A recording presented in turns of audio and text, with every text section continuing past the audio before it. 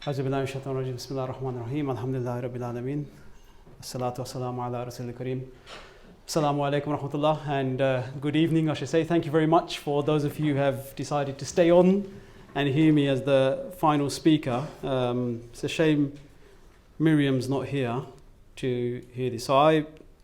There's no profile or introduction to me, but I am a graduate of the washing machine school. And and the message to the ladies, if you want the man in your house to become graduates like me, then put their gleaming white thobes in the wash with their black clothes and then see how often he comes back to ask to get his clothing washed. There were some really interesting topics today, and I hope that through the presentation that I've got, we'll bring together a lot of the theory and a lot of the concepts that were discussed today. So the topic is around the representation of Muslim organizations or an unfair gatekeeper. So just a quick summary of what I'll be speaking about today. Brief timeline of Muslim umbrella bodies across the UK. What is an umbrella body? Landscape of bodies across Britain today. Strengths and challenges, and looking ahead. So here's a quick single slide summarizing the makeup of Muslim umbrella bodies, representative bodies across the UK over the past few decades. Most namely, you can see the very early 1930s and 50s, through the 60s and 80s, UMO, for those who are old enough to remember. And more recently, of course, ourselves, the Muslim Council of Britain, and the precursor, which was NICMU, which is the National Interim Committee for Muslim Unity, and I'll touch on that briefly afterwards. So who is the Muslim Council of Britain? I'm assuming most of you have heard of MCB. It is the largest, most diverse representative organization, founded in 1997 after a 3-year consultation, and this was under the working title of the National Interim Committee. So it wasn't just an idea that came about and just happened to be, but it actually followed a process of consultation, traveling around the country. So my predecessors carried out a long period of consultation. Primarily, MCB is independent, it's cross-sectarian, and it's democratic in the way it runs its business. And our vision statement, empowering Muslim communities to achieve a just, cohesive, and successful British society. A quick summary of our more recent projects. So it was mentioned, I think Abdulazim mentioned as well, and some others have mentioned, we've done 2 major conferences known as Our Mosques, Our Future. This came about really from taking soundings from the communities and from mosques around these difficult conversations. Some of the things that have been mentioned today around engagement with women, access for women, young people, all of these topics are covered. So we've done 2 so far. We did one about a year ago in London. We did one in October in Manchester. And in 2019, we've got one planned for the Midlands. And surprisingly, even for me, we had over 400 delegates attend the conference from across the country. And this is a mix of volunteers, trustees, and attendees at mosque, and people who may be interested, with a range of speakers and a range of workshops throughout the entire day. The other initiative that we launched last year is a pilot program for women in mosque development. So again, this was about owning the conversation, because we heard a lot of complaints, and rightly so, from women about not having access to mosques, various mosques, not just running mosques, but actually entering the mosque to even pray. And we felt one way to take this forward is to have constructive development in the relationship between the mosque management committees and gaining access for women into the mosque itself. So we launched a pilot program around training women to become trustees or management committee members of the mosque. So the pilot just ended in December, and the report will be produced soon. The other major project that we're leading on is the Centre for Media Monitoring. So some of you may be aware of some of the work that the MCB has done in challenging a lot of the negative stories that affect Muslims throughout the UK, and challenging the narrative. And it's been quite instrumental in challenging the narrative. We've had over 100 corrections over the last 2 years in terms of headlines, in terms of statements that have been produced by the mainstream media.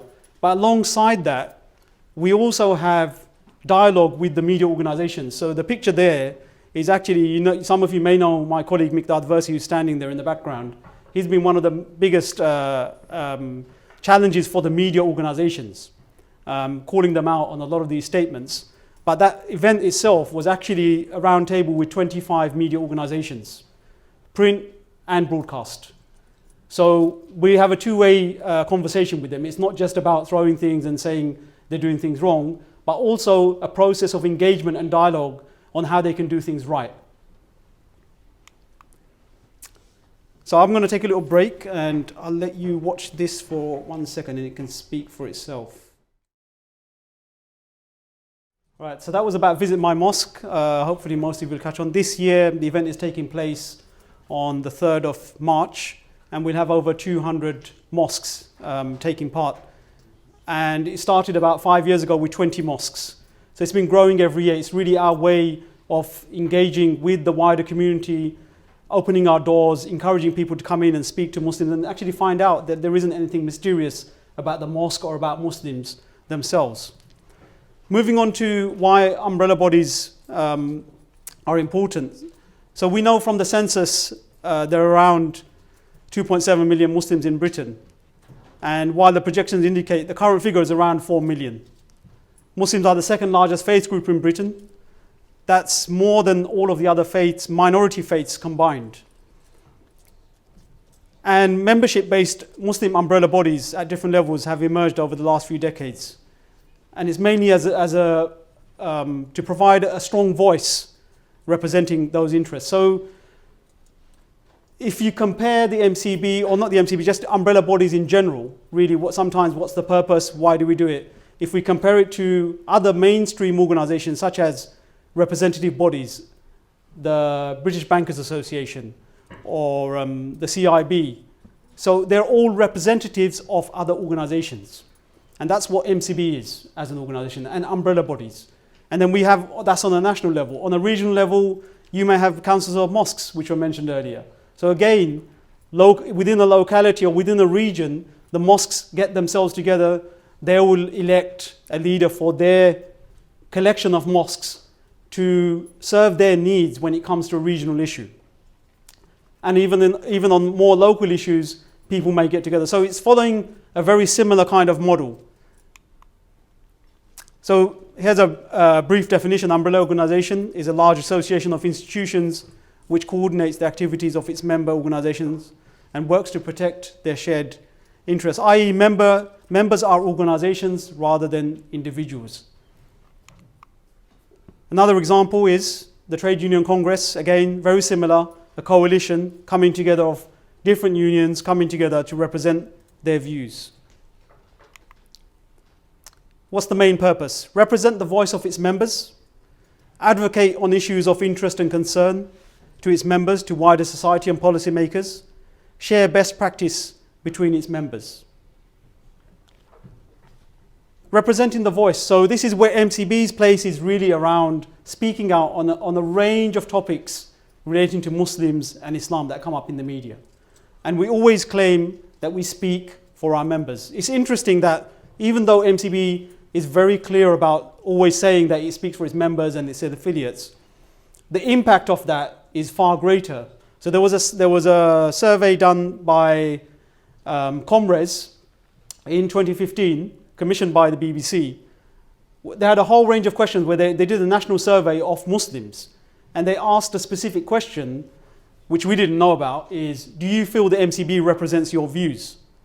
And 55% of people agreed, saying that we do represent their views, even though we don't actually necessarily say that we speak for everybody. But it just showed the depth of it. And the following year as well, ICM did a similar poll and asked a similar question, and it came in at 51%. Now, some of you may be aware, there are some detractors out there as well who have quoted some other very, very low figures. But these were done independently of us or anybody else. So it's quite interesting to see. Advocating on issues of interest and concern, so dealing on Islamophobia with the media itself, some of the things that I mentioned, and sharing best practice between its members. So we spoke about the mosque conference, how these are helping to inform our mosques and our institutions how to become better, how to improve. We launched a big consultation as well called Better Mosques Consultation. And from that, work streams came out. So the Women in Mosque Development was one of the work streams that came out. There are other areas around youth and education as well. Quick slide just showing you the other types of umbrella bodies that exist. For student unions, you've got FOSIS and MSC. We know Muslim Council of Wales, obviously Muslim Council of Scotland, different councils of mosque on the regional level. You've got national organisations as well. And specialist sectors. So you have Association of Muslim Schools, Muslim Charities Forum, and Consortium, which is quite new, which is bringing together different Muslim professional organisations. So civil, professional Islamic societies from businesses and so on. And then this is just displaying the categorization factors from end to end in terms of young and old and the different ranges that we have. So what's the strength of umbrella bodies? Projecting a united voice for the sector, and these are all relatable to different sectors, whichever sector we talk about. So here we're talking about Muslims and the member organizations that we have, effective representation to policymakers and influencers, a consultative approach for members to get their views heard, internal coordination on issues of concern, and an organic network for rapidly identifying and sharing best practice. Some ideas for areas of further research. There are a lot of academics in the room, so a range of tools and methods used by umbrella bodies for effective membership engagement. It's really interesting to hear what Abdulazim was talking about in terms of mosques, and all the work that he's done in that area is very informative. International landscape for Muslim umbrella bodies. So some international organizations are also taking examples and best practice from the UK. So we know Visit My Mosque, for example, has been exported to Canada, and they've been running for the last couple of years, exactly on a very similar model. And efficient ways for Muslim umbrella bodies in the UK to coordinate and work together, inshallah. So in summary, I've covered from my slides how we are a diverse religious community united by faith, the categorization factors, membership benefits, and I've listed the strengths and challenges. And these are the final points, thoughts for the years to come.